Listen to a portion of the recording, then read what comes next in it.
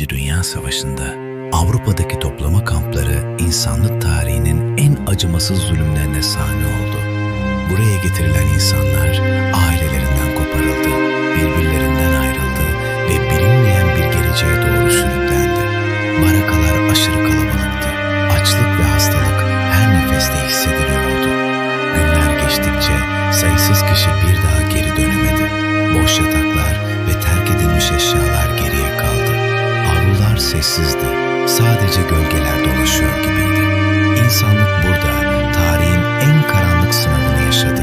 Milyonlarca masum insanlığa yapılabilecek en büyük zulme maruz kaldı. Savaş bittiğinde geriye yalnızca bu izler kaldı ve insanlık ne kadar karanlık ve acımasız olabileceğini bir kez daha gözler önüne serdi.